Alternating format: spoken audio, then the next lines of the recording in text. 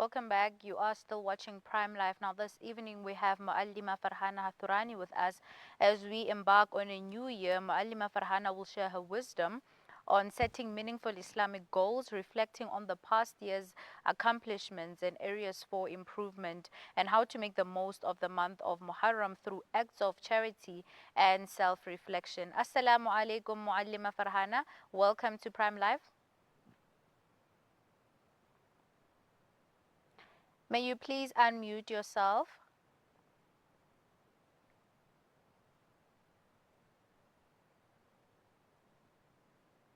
Mualimah, Walaikum salam. Walaikum salam wa rahmatullahi wa barakatuh. It's wonderful to join you again. Sorry, I was on mute there. Jazakallah so much for joining us. Now, let's just jump straight into it. We do know that during Muharram, Muslims engage in acts of charity and self-reflections to honor the sacrifices made by Prophet Muhammad sallallahu alaihi wasallam's family. But what do you consider, some meaningful ways to commemorate the month, both personally and within the community? Bismillahir Rahmanir Rahim. Before we begin, I think what we need to highlight about this month is that indeed Muharram is one of the special months of the Islamic calendar, like other months as well. But this particular month holds a significance because of, and I'm pretty sure you must have mentioned this already, because there are various hadith which mentions that Nabi sallallahu alaihi wasallam used to love to fast in this month. And it is mentioned also in a hadith that something to the effect that the best prayer after the obligatory prayers are the prayers that are performed during the middle of the night. But the best fasting after the fasting of Ramadan is the fasting that is in Muharram, and particularly on the 10th of Muharram, which is the day of Ashura. So we know that this month holds significance. And in terms of us making goals, that are beneficial for ourselves, our family, and as large as a community, it is important for us to set goals that are sustainable. And I think this is where we all get it wrong with in terms of, resolutions. We tend to set goals that are not sustainable. And perhaps further in the conversation, we'll get to how do we make sustainable goals. But when it comes to goals and Islamic goals, remember, as much as we like to be progressives in terms of worldly aspirations, and when I talk about worldly aspirations, a lot of us will set goals like, I need to lose weight, I need to go to this destination, I need to make this amount of money, I need to reach this goal at work, I need to get that promotion. But a lot of us do not align ourselves as Muslims with our Islamic progression. And while we may be achieving in all the other worldly aspects, and we see this all the time, okay, people will achieve. But when that is devoid of spiritual progress, there is going to come a time when Allah subhanahu wa ta'ala will indeed, because this is the life of a Muslim, Allah will challenge our emotional and mental strength. And believe it or not, none of your worldly aspirations, goals, and achievements will be able to pull you through those challenges as much as your spiritual growth and resilience will. So it is imperative that when we reach the month of Muharram, as much as we love to make, like I said, worldly aspirations and worldly goals and worldly resolutions, we must aspire to be progressive as Muslims as well. That is working on your iman, increasing in your dini aspects, increasing on our a'mal salih, and see how is it that we can be of assistance to our community that gains us benefit in this dunya as well as in the akhirah as well. Inshallah. Now, also when setting Islamic goals for the new year, what do you recommend as a process for evaluating one's process and growth? So look at it's a perfect way of reflection. You can't set goals without reflecting. Look at where you've come. Look at where you've just been, which is the previous year. Reflect on what it is that you were doing. Where are the areas that you need to work with? And I think what we need to point out here, and I think they've done a study psychologically on this as well. that a lot of us will set goals, but you cannot achieve goals without recognizing where are two things in your life. That is, what are your weaknesses and what are your struggles? If you don't recognize where you are falling short in any aspect of your life, you can't set a goal in terms of progressing in that department. So you got to sit down with yourself, pen and paper, and go, I'm falling short on my salah. I'm falling short on my Quran reading. I've noticed that I can go for weeks on end without reading a single page of Quran. That needs to change. I've noticed that I tend to miss so and so salahs, or however many salahs in the day, or all of them, and then sit down and ask yourself, which is the salah that is most problematic for me? And that is the salah that I need to work around. And which is the salah that is the most easiest for me? That is the salah that I'm going to make a fervent intention to never miss because it's the easiest. And the one that is the most challenging, that is the one I need to work on. Why is it challenging for me? So I need to probably prioritize a little bit better around that salah.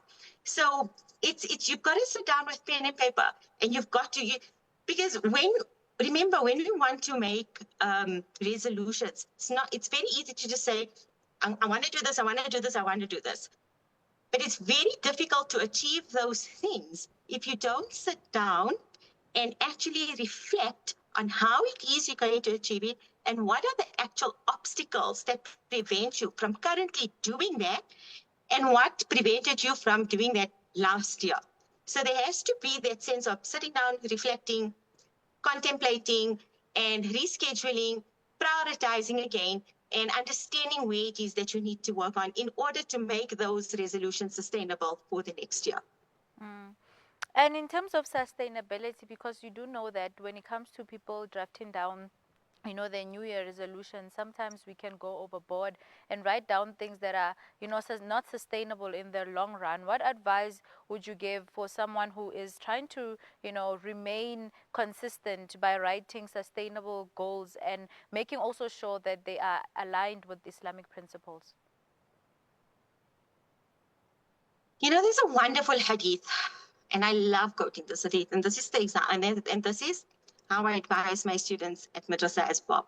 There's a wonderful hadith, and Nabi sallallahu alaihi wasallam says the best of actions are the ones that are done most regular, meaning that you are most consistent with, even if it is a little.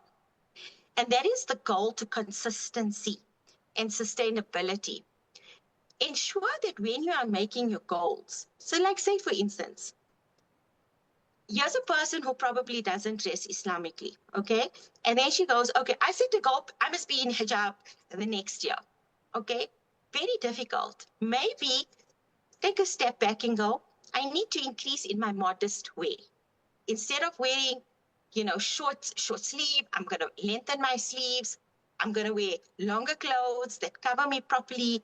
And then from there, you carry on working on that. But before you carry on working on that, ensure that the little step you took, that is consistent for amount of time with the intention that I'm going to increase on this, but I want to make sure that I am comfortable with where I am right now. And I'm going to continue with that until I know, listen, this has to progress, okay? If I'm not reading any Quran, I can't go from not reading any Quran and writing a goal that I must read a para a day. Very difficult. From not reading any Quran, rather start with every single day, I will make an effort of reading 5 lines of Quran every day.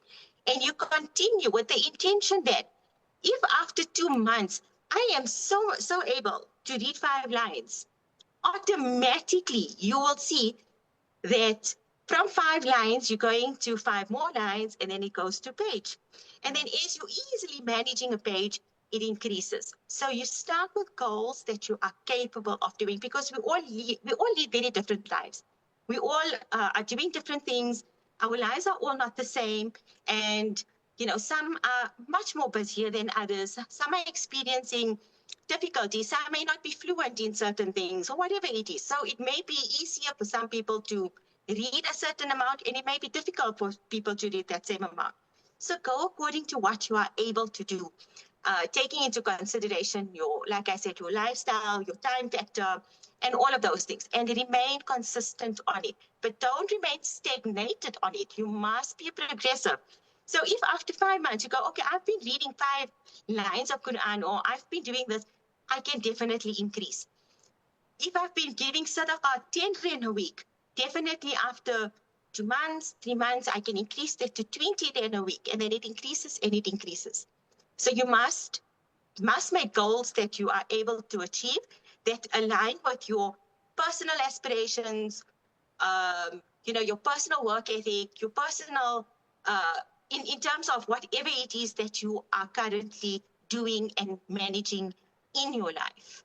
So that for me is one of the biggest traits, or one of the biggest key factors to remaining consistent and ensuring that you are sustainable, doing sustainable actions that you're not going to get tired of, that is not going to weigh you down, and you're not going to lose track of it.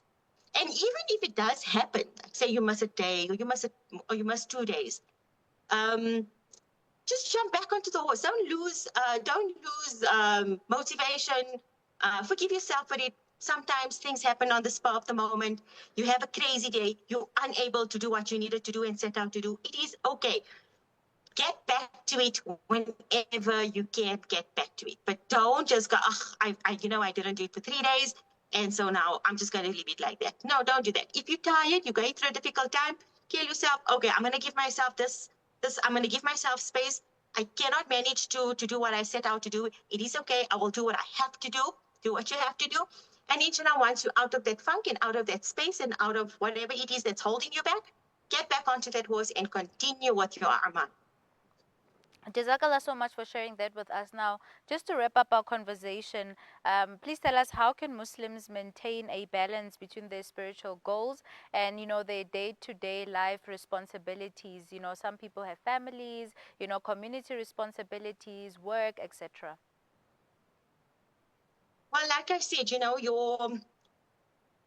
whether we like this or not, at the end of the day, we have iman in our hearts, la ilaha illallah Muhammadur Rasulullah. If anything, this is meant to be the forefront of our daily routine. It's not a secondary option with us.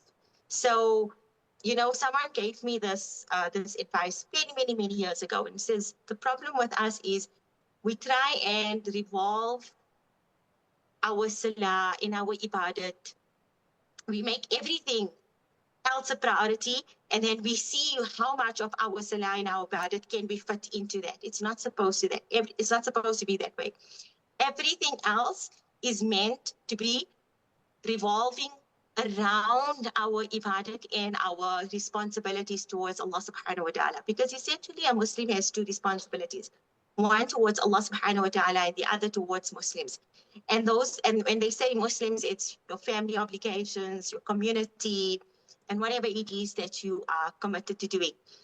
But if we put our dini aspirations and our dini obligations at the center of our existence and our purpose for the day, and make everything else revolve around it, surely we will find a way to have that balance between our worldly goals and our spiritual goals. But when we are juggling everything else other, then the ball that we need to juggle with that, which is our spiritual progression, more than likely you're going to drop the spiritual progression ball. So make everything else juggle, and make everything else like a sub-priority to your dini aspiration. And I think we forget this, that when our relationship with Allah subhanahu wa ta'ala is weak, how do we aspire to achieve our worldly goals? It's going to be difficult. Increase and work on your relationship with Allah subhanahu wa ta'ala first, and watch how every other thing falls into place. Not to say that there's not going to be curveballs, not to say that you're not going to be derailed. Even if those things happen, you will know that it is for the best and that Allah is redirecting you to something better. This is why I say, work on the forefront. Our Islamic identity, our iman, our dini aspirations have to be at the forefront of our resolutions every year before everything else. Mualimah Farhana, Jazakallah so much for joining us and just for reminding us on the importance of setting goals, but importantly, just also, writing goals that will bring us closer to Allah, inshallah. So, Jazakallah so much for your time. Ameen, Ya Rab. Viewers at home, that was Mualimah Farhana, who was just reminding us on the importance of setting sustainable goals that will bring us closer to Allah in this beautiful month of Muharram. But